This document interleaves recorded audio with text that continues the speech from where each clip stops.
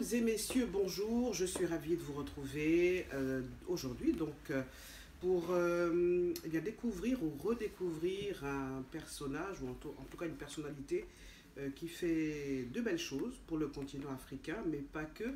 Il s'appelle Moïse Kérékou. Alors ce nom vous dit sûrement quelque chose, hein, Kérékou, puisqu'il a été président du Bénin, donc Mathieu Kérékou. Et Moïse Kérékou, qui est mon invité aujourd'hui, eh bien, est son fils. Alors, je vais vous le présenter. Nous allons discuter avec lui d'un sujet qui lui tient à cœur et qu'il va d'ailleurs présenter demain à l'occasion d'une conférence de presse, demain à 15 heures. Donc, notez l'heure, c'est demain vendredi à 15 heures à l'espace Van Gogh, c'est à Paris. Et la thématique qu'il va aborder, qu'est-ce qui retarde le développement de l'Afrique et du Bénin en particulier. Excellence Moïse Kérékou, bonjour. Bonjour. Est-ce que je vous tends la main? Oui. Comment allez-vous? Très bien. Alors, nous sommes ensemble pendant une heure pour débattre donc de ce sujet, mais pour parler de vous et parler également de leadership. Puisque sur cette chaîne et sur Côte d'Ivoire.news, eh bien, nous avons l'occasion de recevoir des leaders. Est-ce que vous vous considérez comme un leader? Le vrai leader ne se considère jamais lui-même comme un leader. Alors, c'est le miroir qui reflète l'extérieur, ses compatriotes, ceux qu'il conduit peuvent l'identifier comme un leader. Mais c'est chose faite puisque vous avez été élu comme étant la personnalité la plus remarquable d'Afrique en 2017. Exactement, oui. Avec la Jeune Chambre internationale, et je m'en réjouis. Alors, vous êtes diplômé en sciences politiques et sciences économiques. Vous avez été le premier ambassadeur du Bénin en Turquie de 2013 à 2016. Vous avez été conseiller de l'autorité transitoire de régulation des postes et télécommunications du Bénin de 2010 à 2012, alors que Yahi Boni était au pouvoir. Exact. Vous êtes très ancré dans les pays arabes, dans les pays du Golfe, et vous venez de front donc diplomatie, affaires économiques et gouvernementales. Vous êtes écrivain. Alors votre premier livre, publié en 2011, a pour titre Union africaine et processus d'intégration en Afrique. Alors, il me semble que c'est un best-seller, en tout cas c'est ce que j'ai lu sur la page de l'Harmattan. Et demain, vous allez également présenter votre nouveau livre, Pour une révolution silencieuse, manifeste de la relève. Voilà donc le titre du livre, voici le livre. Messieurs, dames, alors de quoi il s'agit dans ce livre? Alors, c'est une conclusion des expériences vécues, des 13 années d'expériences vécues à l'extérieur. Et j'en suis arrivé donc à la conclusion que la question du développement et la question de pauvreté également sont d'ordre mental. C'est une question d'état d'esprit. Pour moi, je refuse la logique de la pauvreté économique. Je démontre qu'aucun État africain n'est pauvre, ne serait-ce que de par la qualité et la quantité de ses ressources humaines. Aucun État africain n'est pauvre. Mais je reconnais quand même, humblement, il faut le reconnaître, que nous avions des difficultés, que nos peuples souffrent. Alors, pour ma part, cette souffrance vient plutôt d'une pauvreté mentale, d'une prédisposition mentale qui fait que nous n'arrivons pas à créer de la richesse, qui fait que nous nous prélassons dans cette pauvreté et qui fait que nous n'arrivons pas à aller au développement. Voilà, donc c'est ce que j'essaye de démontrer dans mon dernier ouvrage, Le Manifeste de la Relève.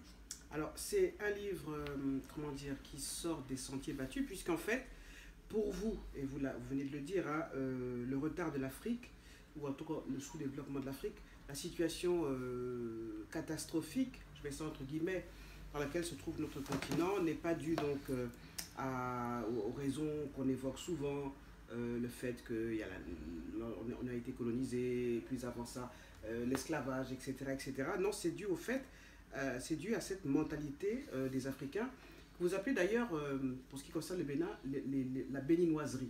Alors ça se résume à quoi la béninoiserie? Je pense que de façon générale, on pourrait dire les africaneries finalement. Au fait, cette pauvreté mentale est enracinée, est enracinée dans la colonisation, est enracinée dans cette période esclavagiste. Donc je ne balais pas du revers de la main les siècles et les décennies de domination. Parce que quand je parle de sous-développement mental et de mal-développement mental, lesquels sont les deux causes de la pauvreté en Afrique, je veux bien faire référence à ce passé esclavagiste et à ce passé de colonisation. Il faudrait peut-être que j'explique un peu. Pendant la période de la traite négrière, les colons, les superpuissances de l'époque n'ont pas voulu que les Africains aient une éducation. C'était l'homme bicep qui était promu, qui était favorisé parce qu'on avait besoin de l'homme africain fort pour travailler dans les plantations de canne à sucre en Amérique latine. Donc il fallait du tout pas que l'homme noir puisse avoir accès à l'éducation parce que l'éducation éveille. Donc d'où le sous-développement mental. Les générations sont venues plus tard avec un cerveau, un mental vraiment atrophié parce qu'ils n'avaient pas d'éducation. C'est dur de dire ça. Ah oui, mais c'est la réalité et il faut le reconnaître. Si nous ne reconnaissons pas cela, si nous n'acceptons pas cela, même si cela est difficile, nous ne pourrons pas avancer, nous ne pourrons pas casser les racines, briser les liens de cette pauvreté-là. Alors, avec la fin de la traite négrière, de l'esclavage qui a coïncidé aussi avec la révolution industrielle et le désir, l'aspiration des peuples à être libres, qu'est-ce qui s'est passé? Est-ce qu'il fallait laisser libres les peuples africains? Non, puisqu'ils avaient beaucoup de ressources, d'énormes ressources minières. Bon, ils veulent une éducation, nous allons leur donner une éducation, mais une éducation qui n'est pas adaptée à leurs besoins de développement. Donc une éducation qui était plutôt adaptée aux exigences de développement des superpuissances de l'époque. Et donc là, au lieu d'un sous-développement mental, il y a eu une mutation de la forme de sous-développement mental à mal-développement mental, une malformation mentale, un état d'esprit corrompu dès le début. Je n'insulte personne, parce que les journalistes me disent, alors, ton père, le général, il a traité les Béninois d'intellectuels tarés, et maintenant tu nous dis que nous avions un mental déformé. Je dis non, il n'y a rien de mal à cela. Je donne un exemple. Dans nos villages, vous avez nos grands-parents qui sont lucides, très intelligents. Ça n'a rien à voir avec le concept d'intelligence. Mais ils ont un mental, une intelligence qui n'est pas à même de transformer leur environnement à leur avantage. C'est ça que j'appelle le sous-développement mental. La nuit, ils n'ont pas de l'électricité. Ils ont des bougies et ils ne savent pas comment fabriquer les bougies. Il y a de l'uranium au Niger, mais ils sont incapables de le transformer. Alors, c'est le quand même... mal développement mental, c'est quoi? L'exemple que je donne souvent avec les cadres africains. Ils ont une très belle formation, ils sont les meilleurs, surtout au Bénin, ils sont reconnus partout. Et vous voyez un cadre, les partenaires techniques et financiers viennent lui remettre 1 milliard pour faire des forages d'eau. Et c'est en ce moment que cette intelligence pense que, au lieu de faire 100 forages d'eau, il peut en faire 70 et qu'avec les économies qu'il se met à côté, avec l'argent, ces fonds qui ne sont pas pour lui et qui sont censés lutter contre la pauvreté, avec cela, il estime qu'il est temps que ses enfants aillent étudier à l'extérieur, aux États-Unis, au Canada, qu'il est temps qu'il épouse une deuxième ou une troisième femme, ou qu'il ait une troisième ou une quatrième maison. Alors, comment est-ce que vous expliquez cette mentalité-là. Pourtant, il a étudié, il a de bons diplômes. Alors, ce mental, je l'appelle le mental mal déformé. Sans vous couper, le Bénin, c'est quand même vu de l'extérieur, le quartier latin de l'Afrique. Dans les années 90, on a bien vu que c'est ce pays qui a quand même lancé les conférences nationales, qui a réussi quand même une transition démocratique enviable. Et que vous disiez ça aujourd'hui, on tombe un peu des nues. Je reconnais d'entrée de jeu, dans mon ouvrage, que le Béninois est un génie. Cela est également reconnu à l'extérieur. Il n'y a que de bons titres sur les Béninois. Mais permettez-moi que je me pose des questions légitimes. Et c'est à partir de là que à partir de ces questionnements-là, c'est ces questionnements-là ajoutés à ces années d'expérience qui m'ont d'ailleurs poussé à écrire cet ouvrage. Donc je vous remercie pour cette question. J'observe ceci. Pendant la période de la traite négrière, Ouidah était l'une des villes les plus phares, l'une des villes phares de la côte ouest africaine. Pendant la colonisation, le Bénin, vous l'aviez dit, le quartier latin de l'Afrique, la démocratie, c'est nous. Nous sommes pionniers. On nous a même surnommé le laboratoire de la démocratie en Afrique. Alors, mais comment se fait-il que tout le temps, le Bénin a occupé le peloton de tête, pays pionnier dans des grands événements ou bien pays pionnier, disons, et que pour les questions de développement et de croissance, le Bénin occupe le peloton de queue. C'est une question légitime qu'il faut se poser. Mais ce n'est pas propre au Bénin, c'est propre au continent africain. Et pour moi, en tout cas l'Afrique noire. Voilà, c'est propre à l'Afrique noire en général et au Bénin en particulier. D'où le concept donc de béninoiserie. C'est cette prédisposition mentale à travailler pour la pauvreté et à refuser le développement, si je peux me résumer. Alors, le diagnostic est là. Maintenant, il faut pouvoir trouver des solutions. Et dans ce livre, donc, le manifeste de la relève, en fait, enfin, le livre a pour titre Pour une révolution silencieuse, donc je vais le montrer à nouveau, hein, Pour une révolution silencieuse. Vous parlez de... Bon, il faut une révolution, ça c'est sûr.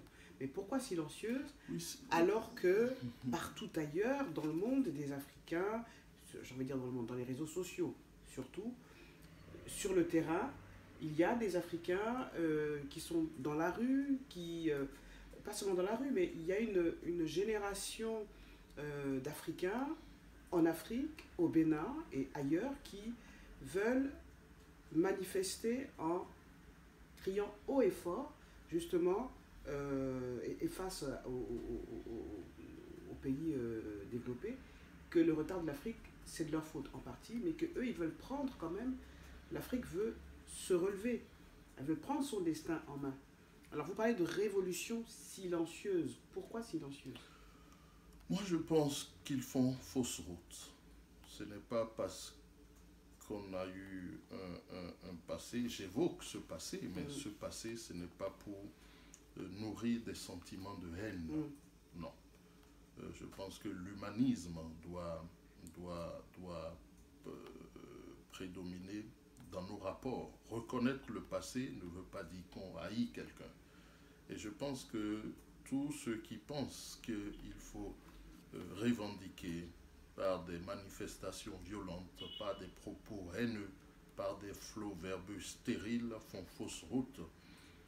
Je dis ceci, je dis que nous devons devenir matures. Nous sommes un même peuple, une humanité, et nous devons tous nous respecter.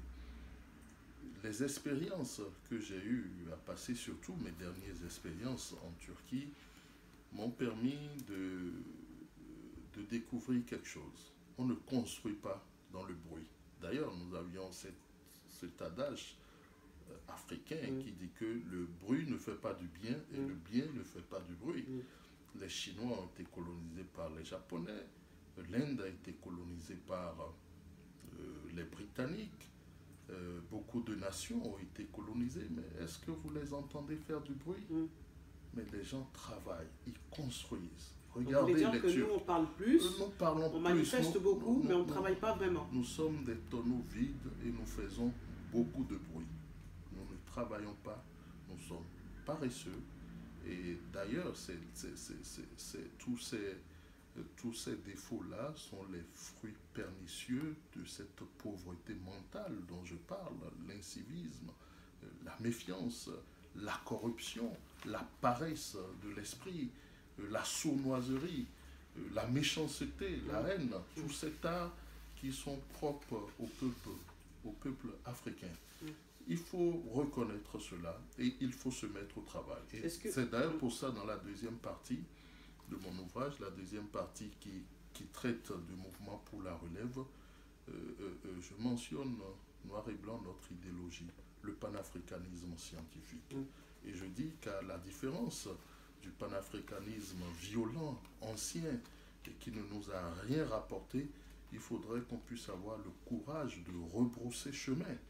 Nous devons travailler main dans la main en respectant les autres peuples et en essayant de nous corriger. Voilà. En respectant les autres peuples, des peuples qui ne nous respectent pas. Vous avez entendu la déclaration de M. Trump. Comment vous réagissez justement par rapport à ça? M. Trump ne peut pas faire cette déclaration envers le peuple turc. Il ne peut pas faire cette déclaration envers le peuple chinois. Il ne peut pas le faire envers le peuple sud-coréen. Vous savez qu'un pays africain comme le Ghana avait un PIB 3 fois supérieur au PIB de la Corée du Sud dans les années 1945-1965. Aujourd'hui, la tendance est complètement renversée. La Corée du Sud a un PIB 10 fois supérieur au PIB du Ghana. Comment est-ce qu'ils en sont arrivés là? La Corée du Sud, c'est un pays sans ressources. Ça veut dire quoi? Ça veut dire le travail. Il est évident que lorsque vous ne travaillez pas, on peut vous traiter de tous les noms. Le paresseux, même chez nous, on le traite de tous les noms. Quel que le partisan du moindre effort, personne ne le respecte. On a toujours respecté les hommes ou les peuples qui ont toujours travaillé. Ce discours, loin de nous fâcher, ce discours, loin d'attiser la colère des Africains, devrait nous amener à nous remettre en cause.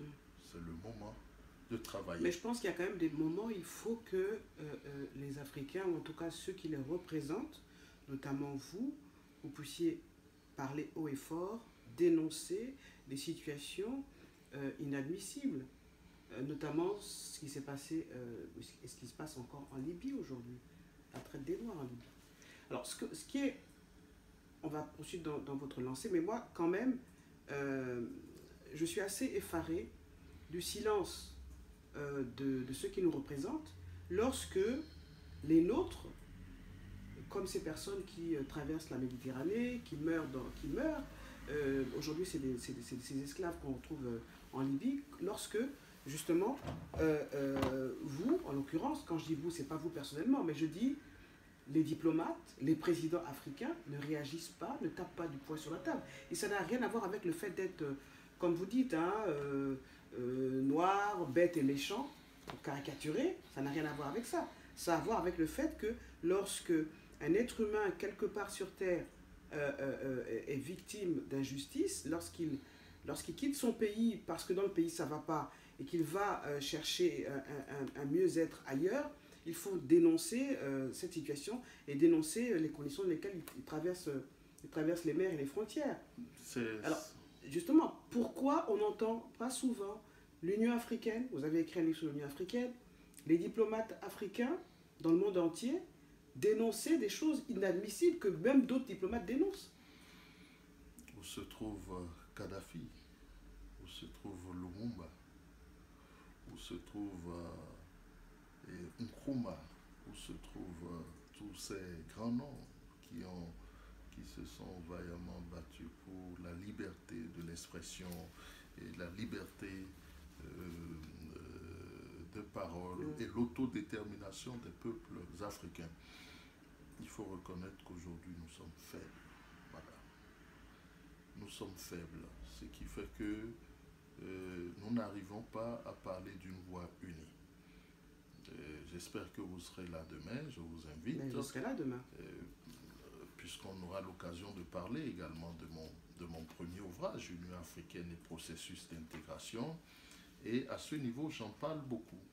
Je dis, un pays de 10 millions d'habitants, comme le Bénin, qu'est-ce qu'on peut dire sur la scène internationale face à un pays d'1,4 milliard et quelques millions d'habitants, la Chine, 1,3 milliard et quelques millions l'Inde, face à la globalisation, la seule recette, le seul remède, c'est l'intégration. Les Européens l'ont compris.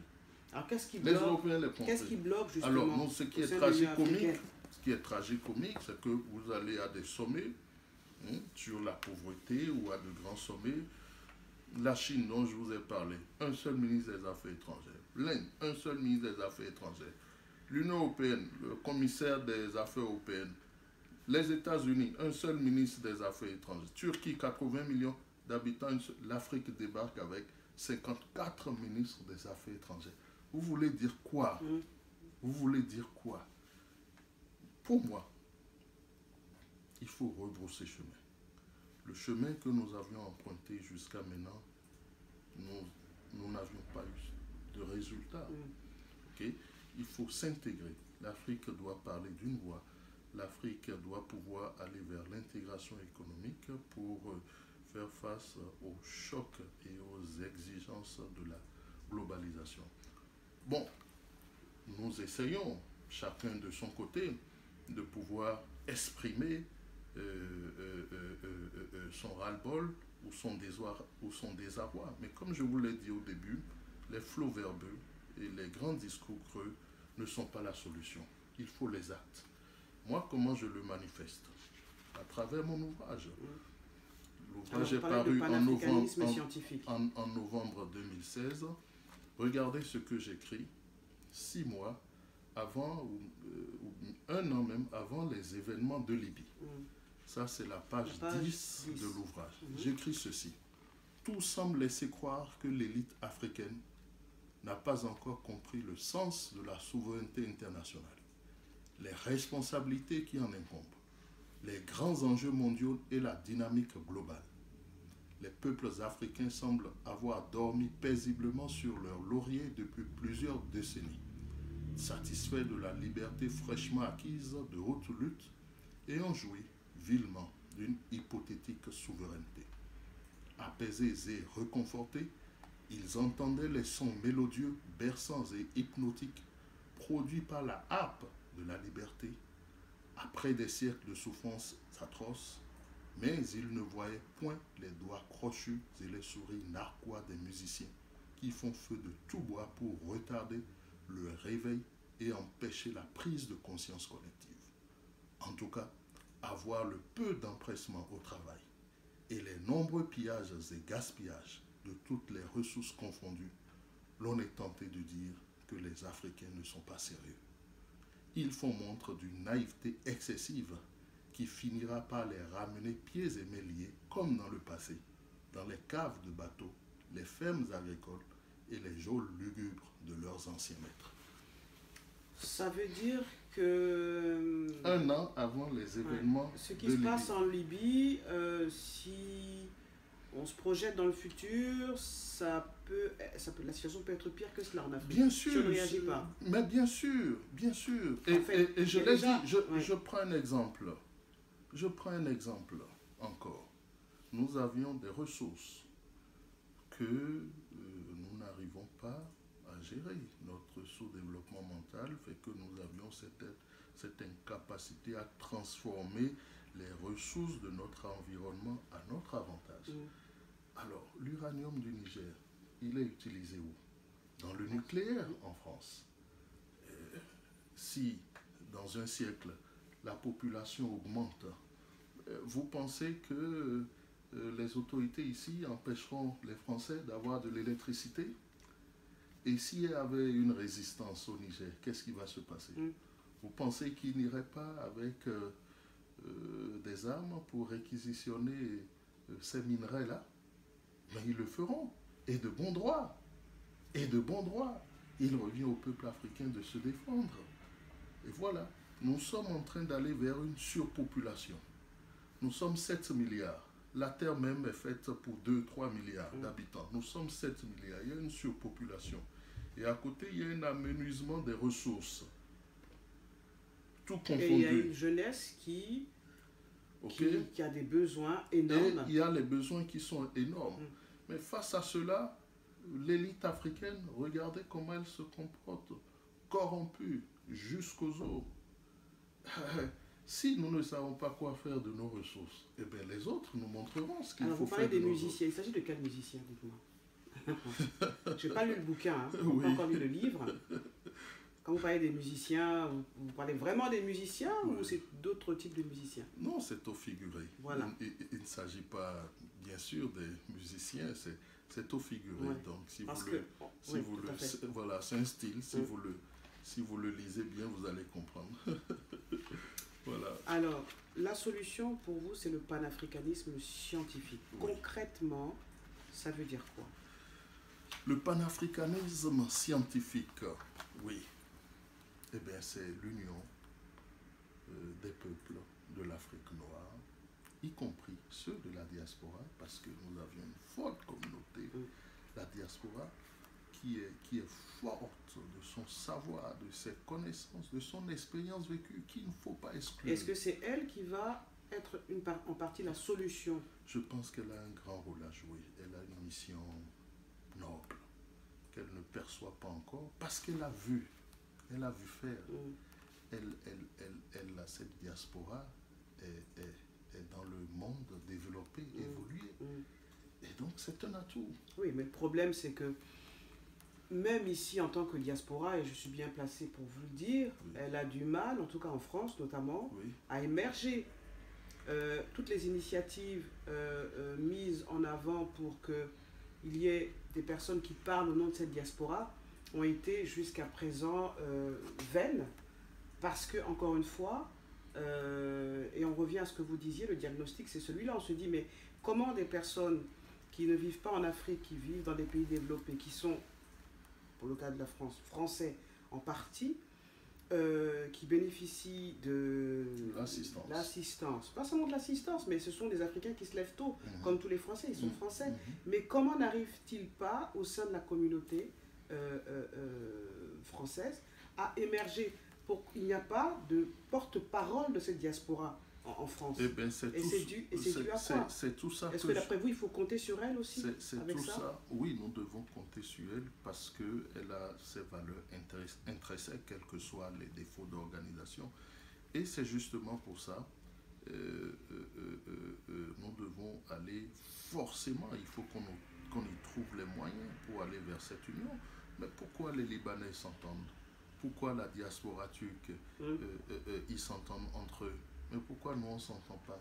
La pauvreté mentale, un état d'esprit qui n'est pas prédisposé vers le développement. On n'apprend pas à sortir de ça à l'école. Hein. Enfin, je dis, comment on fait? Et c'est pour ça, justement, je parle d'un panafricanisme scientifique, c'est-à-dire un panafricanisme qui sort de cette longue liste de discours, de flots verbeux, de sommets à n'en point plus finir.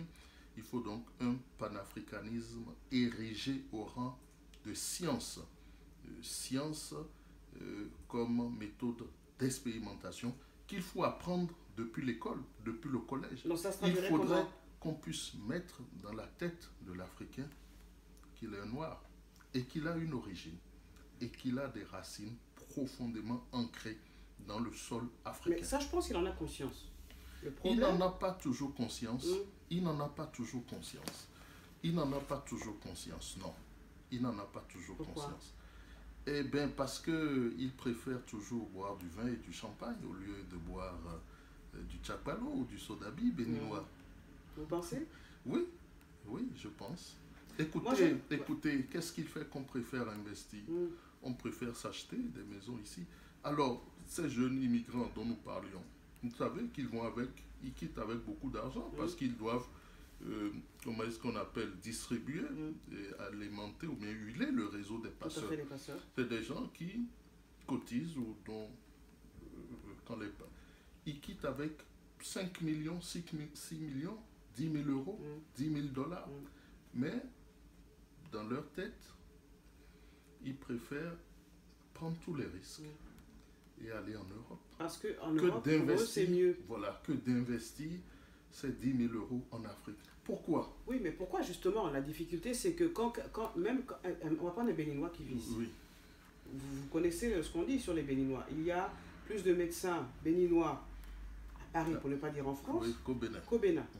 Alors, on va prendre un Béninois, un médecin béninois, qui veut repartir au Bénin, s'installer au Bénin, parce qu'il est pétri, il sait que c'est grâce à lui, c'est grâce au Bénin qu'il est ce qu'il est, parce que ses parents se sont tués pour qu'il fasse des études.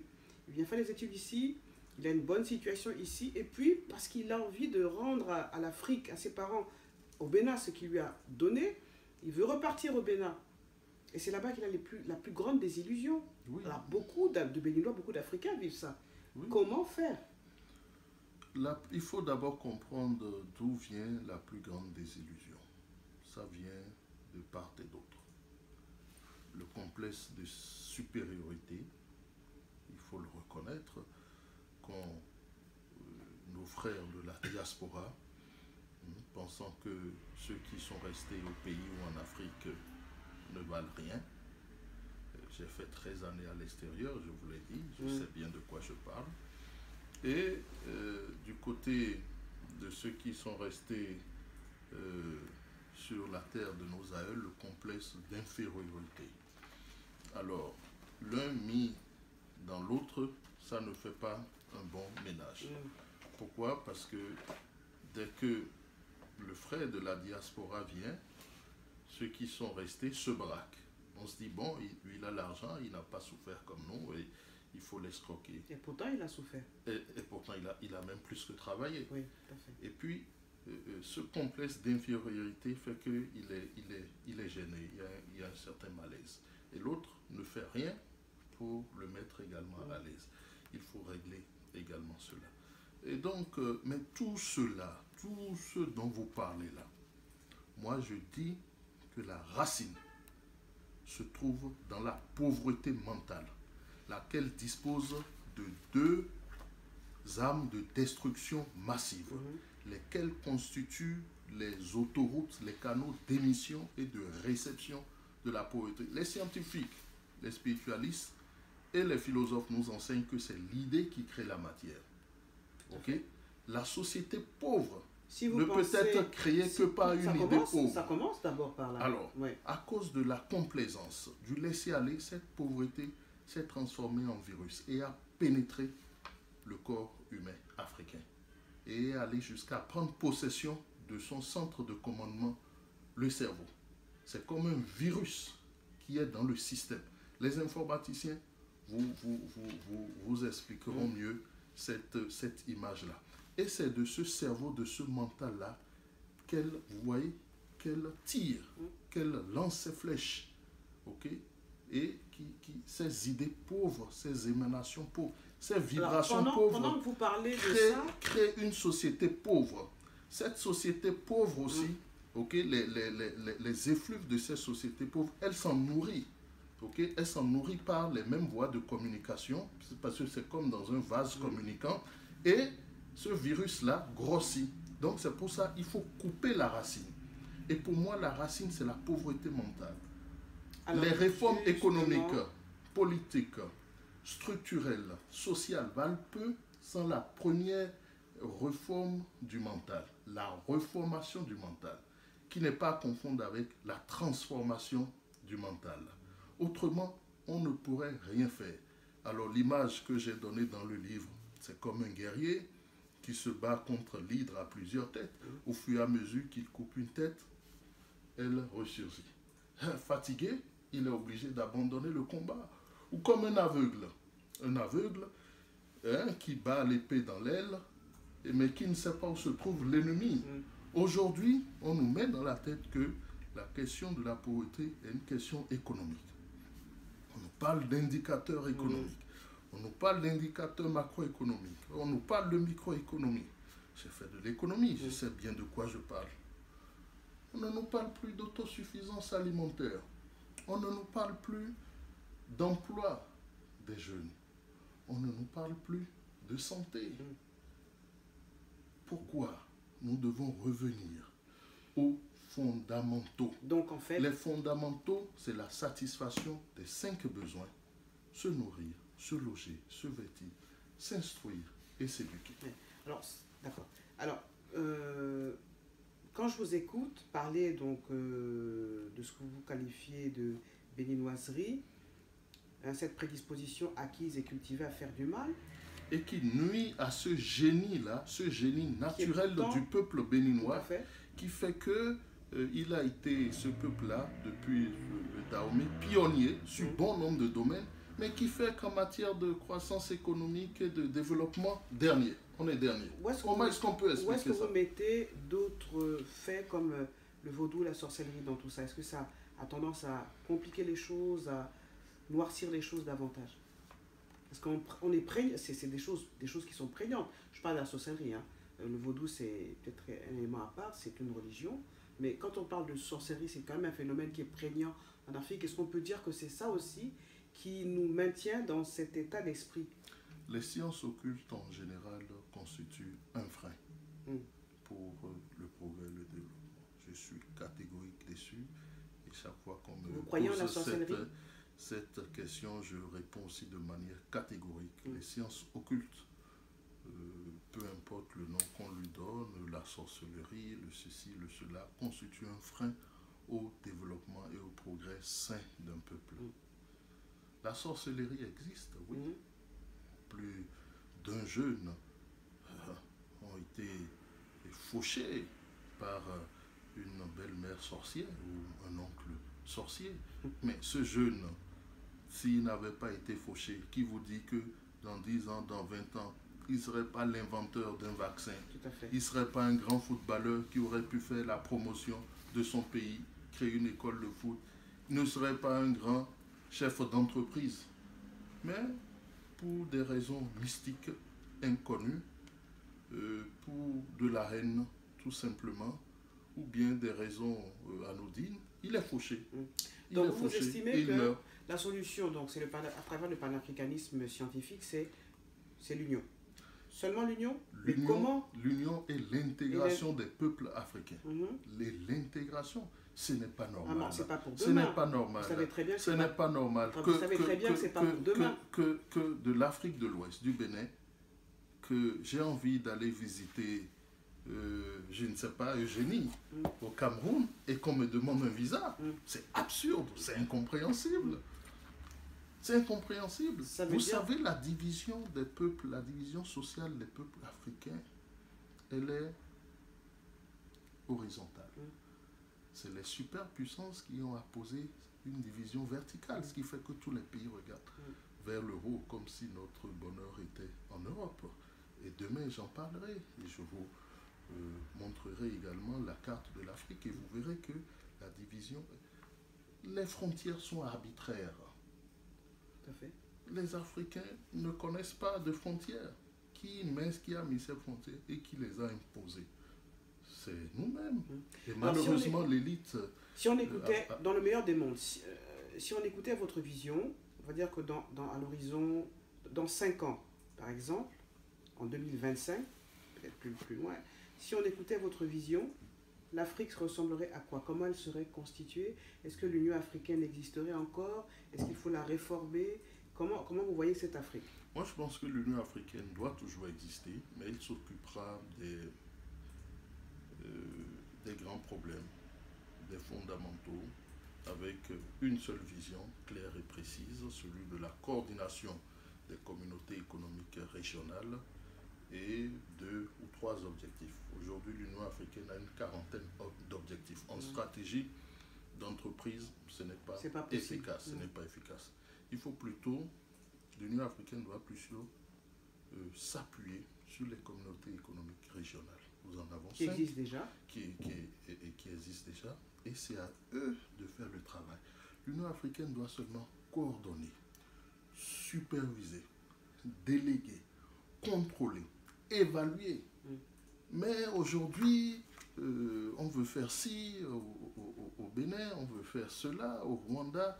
L'Union africaine veut prendre la place des États. Mais ces États et ces chefs d'État ne vont pas accepter.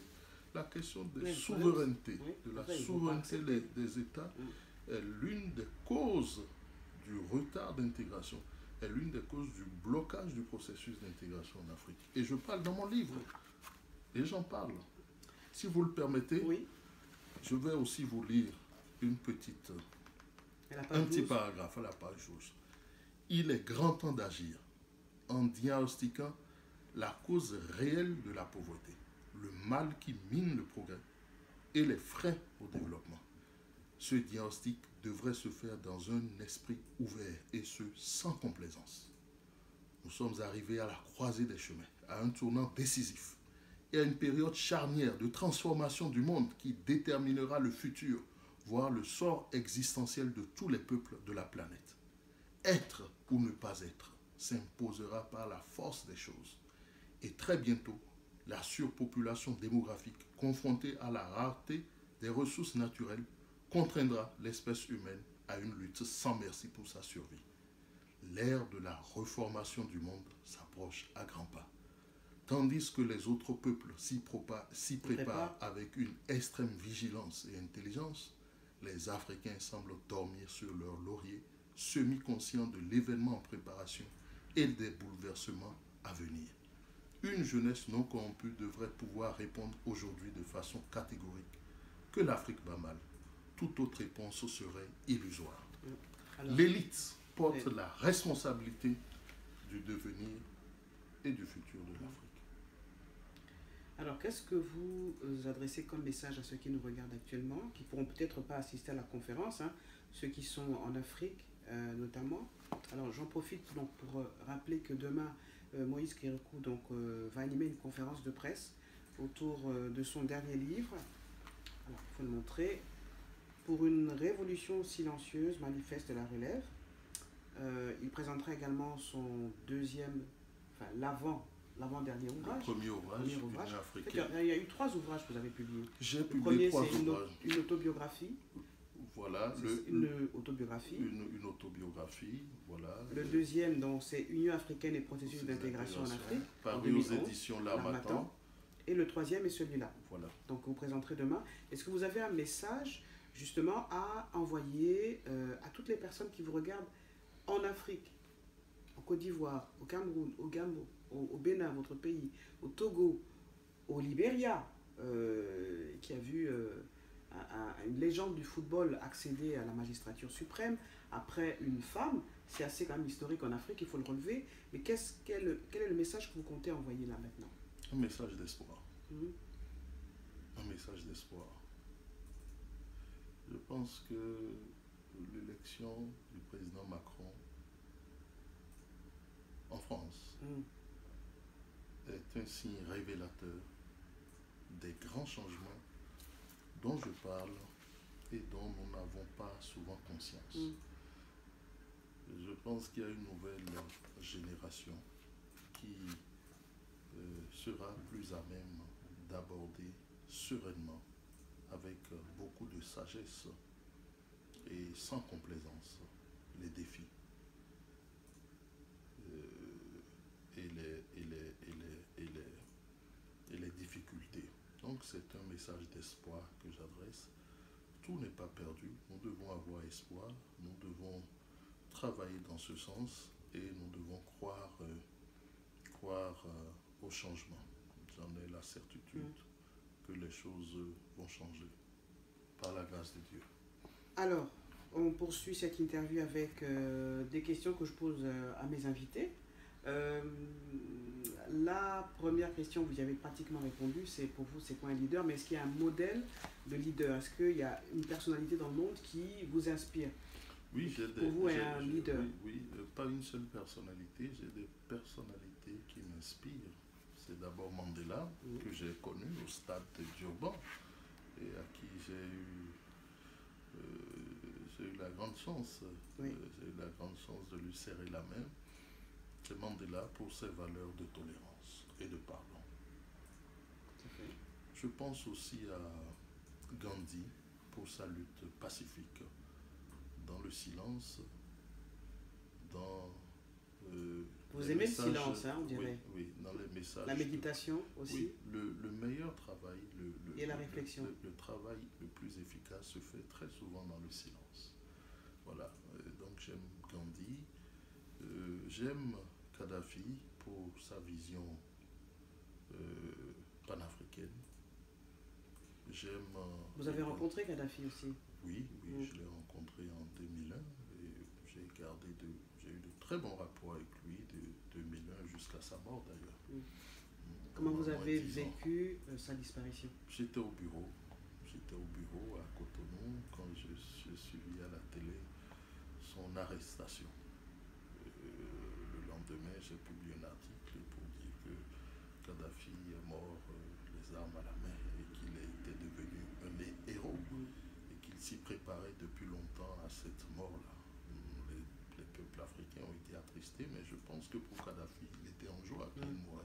C'était une belle mort. Il ne pouvait pas en souhaiter autrement au regard de son passé, au regard de toutes ces luttes qu'il a eu à mener. Il a quand même été vu par l'Occident et par la France et l'Angleterre, l'ennemi public numéro 1. Oui, tout homme... et aujourd'hui, des Africains s'élèvent pour dire que... Aucun être humain sur Terre n'est parfait. Il a eu à commettre des erreurs, il a eu à commettre des exactions, des meurtres, mais moi, je préfère le voir de son côté positif, de l'autre côté, l'autre face de la médaille. Un panafricaniste, quelqu'un qui était engagé pour la libération des peuples africains, qui avait le souci du progrès, de l'évolution des peuples africains. Voilà. Si vous étiez une citation, ce serait laquelle? Celle du vin et de l'amitié. L'amitié, c'est comme du vin. Plus elle vieillit, mieux il se bonifie. Voilà. C'est important pour vous l'amitié? Oui, c'est important, parce que sans amitié, l'humanisme n'a pas son sens. Et la philosophie, notre philosophie politique au sein du mouvement pour la relève, c'est l'humanisme politique. Nous devons tous aspirer à cette humanité. Est-ce que vous n'êtes pas un peu idéaliste? Parce que l'humanisme politique, je ne connais pas de président dans le monde qui pense que la politique, en tout cas gérer un peuple, être président, relève de l'humanisme politique. Enfin, pourtant, ça devrait gérer, et ça devrait découler de ça. C'est une responsabilité. Lorsqu'on vous confie un peuple, le destin d'un peuple, ainsi que toutes les ressources minières, aériennes, terrestres de ce peuple, c'est une responsabilité. Parce que l'homme est sacré. L'homme porte le souffle divin. Okay? Et la vie est sacrée. Ainsi que la liberté. Les animaux même, regardez, les animaux